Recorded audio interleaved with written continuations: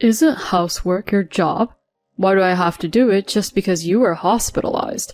You originally said I didn't have to do the cleaning, so I absolutely won't do it. If you understand, then hurry up and clean. If you don't like it, let's get a divorce.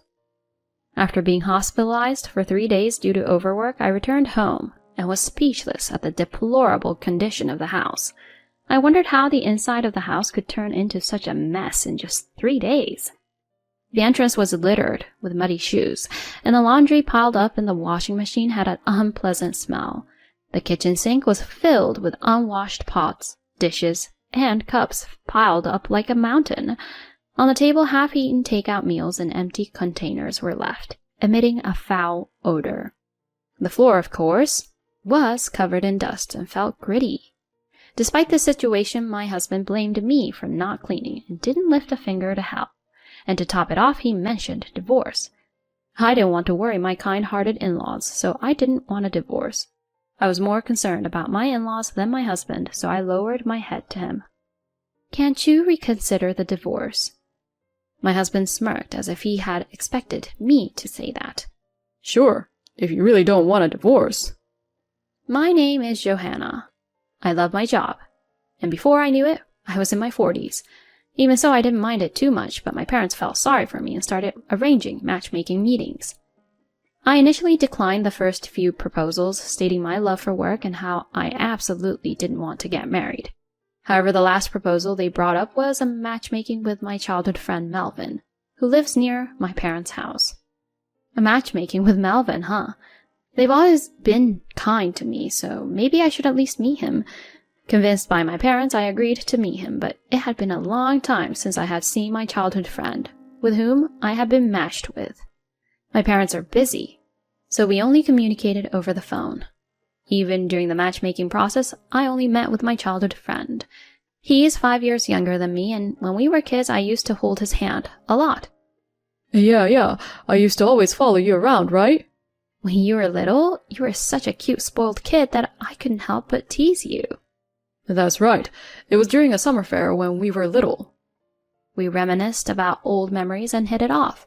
Melvin said it was okay for me to continue working, so we started dating, and a year later we got married. This happened when I was 38 years old. Since we did not have a wedding, Melvin, who became my husband, met my parents only at the introduction meeting, and after that, we did not see each other very often.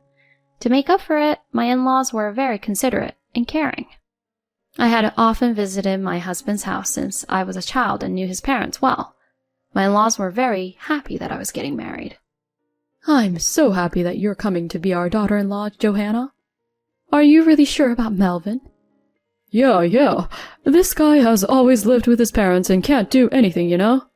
Melvin had never lived on his own, and he always said that his parents had taken care of all the household chores and he couldn't do anything. Even so, I thought he could manage some things. Whatever he couldn't do, I could handle. That's what I believed. However, Melvin, the washing machine wasn't running. Just putting clothes in won't do it. You have to add detergent and press the button. Oh, right. I'm sorry. It turned out that Melvin couldn't do any housework at all. I tried to teach him a few times, but he couldn't seem to remember and kept making mistakes, leaving me to redo everything. I couldn't help but chuckle at my husband, who apologized with a look of embarrassment, thinking that some things never change from childhood. It's okay, I'll take care of it, so you don't have to do anything. Oh, but could you at least handle the simple task of taking out the trash? I couldn't help it, so I decided to take on the household chores myself and asked my husband to handle the task of taking out the trash, something anyone could do. My husband is generally kind, but sometimes he has these moments that make me wonder. For example, when we were looking at my high school yearbook together, he pointed at a classmate and said, "This person looks ugly, wow." When talking about the school trip, "Johanna, did you go on the school trip? I thought you couldn't because your family was poor." He said these things seemingly without any ill intent. Even with the dishes I served for dinner, "This tastes bad. I don't want any more." He would openly express his thoughts, much like a child, and I wished he would be a bit more subtle in his words. I did bring this up with him once, but He responded with a sulky attitude and refused to listen, so it was impossible to have a conversation about it. By the time we reached the 3rd year of our marriage, my job became busier than ever during the peak season, with about a month of continuous overtime. I would come home late at night, leaving me with very little time for household chores. As a result, the house quickly became messy. "Hey, Melvin, could you help with some of the housework?" Seeing how challenging it had become for me alone, I asked Melvin for assistance, but he frowned in response. "Didn't you say I didn't have to do it? Did you forget what you told me?" He retorted this way and refused to listen. With no other option, I began waking up early in the morning and cleaning late at night, sacrificing my sleep to manage the household chores. This was amidst the fatigue from work, and one day I collapsed due to overwork while at work. I had to be taken to the hospital, where I stayed for 3 days. "Johanna, are you okay?" My in-laws came to visit, expressing their concern. They brought me a change of clothes and necessary items. "I'm sorry for causing you worry. I was just a bit tired." "Thank you for the things." "Melvin couldn't make it because he's too busy with work and household chores. He just dropped off the stuff at the doorstep." Although I felt a bit frustrated that he couldn't take some time off, I thought he might be trying his best to manage the unfamiliar household tasks, so I reconsidered.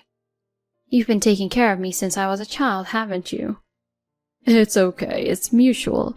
More importantly, I'm sorry Melvin couldn't come. He can be a handful like a child, but he's a sincere boy.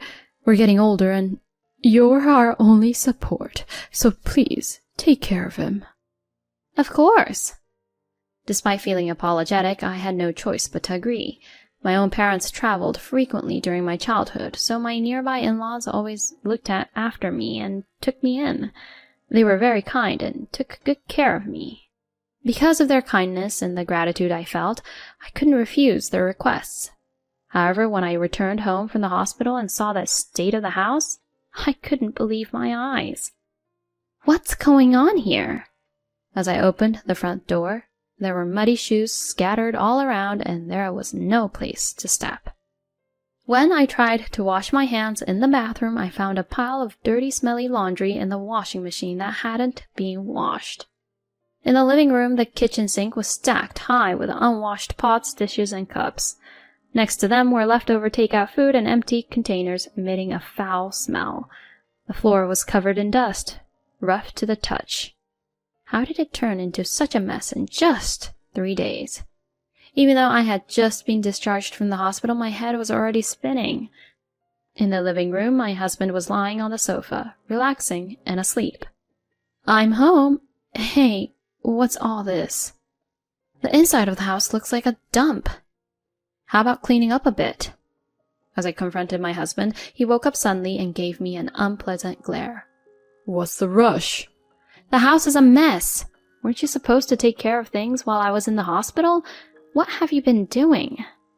I scolded him, and in response, my husband shouted in anger.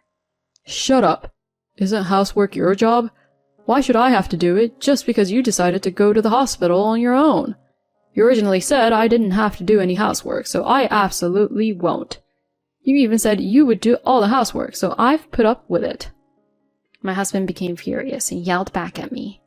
I was taken aback by his sudden change in demeanor, but it seemed like he was very upset about being scolded by me.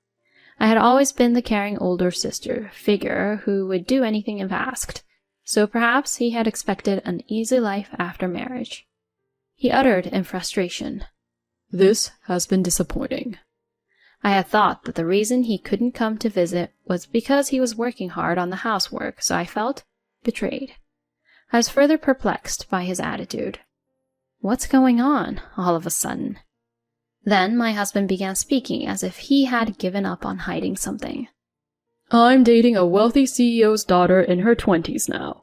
She's much younger and more attractive than you, and her family is rich. Plus, she's an excellent cook. You're nothing like her. There's no benefit for me in being with you anymore, so let's get a divorce." His words left me in shock.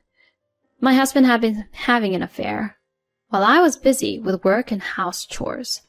I hadn't noticed his change during those busy days. I'll pay you alimony, you know. About $1,000. My husband, unfazed by my reaction, said with a laugh, I should probably divorce such a husband quickly. I understand that, but my in-laws were on my mind. My in-laws had asked me to take care of Melvin. If I divorced him in this state, it would only burden my elderly in-laws. Thinking about that, I couldn't bring myself to agree to a divorce. Could you reconsider the divorce? When I lowered my head to my husband, he gave me a triumphant look. I didn't know you liked me that much. Fine, we won't divorce, but you'll do all the housework, from taking out the trash and everything else. I won't do anything. Also, I plan to quit my current job and change careers, so you'll have to cover all the living expenses during that time. Oh, and improve your cooking skills. If you can't accept these conditions, then it's divorce. Understood. Reluctantly, I accepted these terms, feeling like a servant. A week later, my in-laws who came to check on me visited my home, so I opened the door. Johanna, how are you feeling? When my parents-in-law saw my face, they turned pale. Is something wrong? Never mind that. Just look in the mirror. Being dragged by my mother-in-law, I went to the bathroom and looked in the mirror as instructed. There, I was shocked. What is this? In the mirror, I saw a gaunt, disheveled figure with pale skin and a lifeless expression. I had been so busy with work, house chores, and taking care of my husband that I never took the time to look at myself in the mirror. To think I looked like this. My parents-in-law, upon seeing my condition, cried, I'm so sorry, Johanna. You should just leave Melvin. We are truly sorry for burdening you. You don't need to worry about us. Please, divorce that guy. They repeated their apologies many times. Afterward, we had a family meeting and the divorce was finalized with my husband agreeing to pay proper alimony, not just the $1,000 he initially suggested. It seemed my husband never had any intention of continuing our married life. He had merely used me as an ATM for living expenses during his period of unemployment. My parents-in-law were furious with him and demanded an apology. But I, exhausted, declined their request and returned to my parents' home. The alimony was successfully transferred, and a month after the divorce was finalized, my parents had reserved a fancy restaurant for me today. As I waited for my parents, who were running late due to work, I was surprised to hear someone say, "Huh?" I turned around and saw my ex-husband standing there with a smirk on his face. Beside him was his new wife. Isn't it Johanna? You've aged, haven't you? You don't look 41. And you, just because you got alimony from me doesn't mean a place like this is suitable for a poor person like you, right? My ex-husband said, making a mockery of me. Leah is completely different. Her face and skin are much better than yours. A woman in her 20s is definitely fresher than a old hag. Plus, I'm happy because I married the president's daughter. Divorcing a poor person like you was the right choice. My ex-husband started boasting about his new spouse.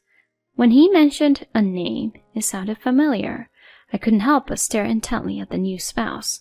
The moment the new spouse awkwardly looked away, I suddenly realized. I see. That's how it was. Melvin, you've been mocking me for so long, but the foolish one here is you. I'll give it back to you twice as hard. Understanding everything, a little smirk escaped from me. Ignorance is bliss. My condolences. What do you mean? Don't make excuses just because you're frustrated. As my ex-husband continued to confront me, I explained to him. Your new spouse, Leah, was my classmate, you know. Huh? What are you talking about? Leah is in her 20s. Do you seriously think you can pass for being in your 20s yourself? No, Leah is different. She's the same age as me, but she's lied about her age. She's probably had some plastic surgery to look younger. Do you remember when you saw my high school album and called someone ugly? That was Leah. I recognized her because there's a resemblance. Saying this, Johanna's husband looked wide-eyed at his new spouse. No, you've got it wrong. As the new spouse denied it, While acting suspiciously, I managed to guess her personal information. Come to think of it, you had a distinctive mole on the back of your neck, didn't you? I remember because our classmates used to tease you about it. Upon hearing their accusation, the husband turned pale. It seemed to be true. When confronted by her husband, the new spouse confessed. It turns out, the new spouse had a complex about her face and ended up repeatedly getting plastic surgery, leading to a dependence on it. She also lied about their age. My ex-husband was dumbfounded by the confession of his new spouse, but, "I have more money than you," he shouted. I sighed at my ex-husband's words. It seems like you've been mistaken for 41 years, but I'm not poor. My parents were busy running a company, that's all. In other words, I'm a president's daughter, and our family is reasonably well off. It seems my ex-husband used to think of me as a poor child who was often left in others' care when I was young, assuming my parents were desperately working. However, it turns out it was my ex-husband's parents who received financial support by taking care of me. While my parents' house was small for our family to live in, they mostly stayed at the company overnight, so the house was originally purchased for my use by them. By the way, the reason I worked so hard was not because I was poor, but because I didn't want to lose to my parents. I wanted to show them I could succeed on my own. When I told him this, my ex-husband was in a state of shock. That's when my parents arrived. "I've heard everything." Dad is furious and giving a lecture to my ex-husband. Mom is smiling faintly, but it's the face she makes when she's angry. In this unexpected situation, my ex-husband turns pale and panics. Then the surprised manager arrives due to my dad's orders and tries to kick them out. "What are you doing? Aaliyah is the president's daughter, you know. And yet, do you really think it's okay to treat her like this?" In response to the shouting ex-husband, my mom chuckles. "You don't know anything, dear. Her family's in the red and on the brink of bankruptcy. Their company has so few employees you can count them on one hand. It's a tiny, struggling business." That's... My mother revealed the truth, and my ex-husband and his new spouse seemed on the verge of starting a fight, eventually being escorted out by the manager. I couldn't help but think, serves him right. Afterward, my parents sincerely apologized to me. My parents talked about how they pushed for my marriage to my ex-husband just because his parents were nice people. I didn't blame my parents because I had similar thoughts. Furthermore, they insisted that next time they would find someone good, but I politely declined. I'm already in my 40s, my career is going well, and I've built a solid professional foundation. From now on, I intend to live my own life and entrust any good encounters to the course of destiny. A year later, I received a message from my ex-husband. It seems that at first he had a good time with his new spouse, but as my mother predicted, the new spouse's company went bankrupt. With no money left, the new spouse couldn't afford cosmetic maintenance, resulting in an inability to maintain a youthful appearance. She ended up looking older than their actual age. My ex-husband tried to get a divorce, but it seems his new spouse refused, reasoning that they had finally gotten married. Furthermore, my ex-husband has been abandoned by both his ex-in-laws and can't return to his family home. He's also been shunned by friends, so it seems he has no one to turn to. He doesn't have a job, and even part-time work doesn't last long for him. He came to me asking for alimony, claiming he's in financial trouble. But of course, there's no way I'll give him any. When I told him that if he contacts me again, I'll consult a lawyer, he never reached out again. I quit the job I was doing and joined my parents' company. Although I'm currently busy working as the future president, I find my work fulfilling and lead very satisfying days.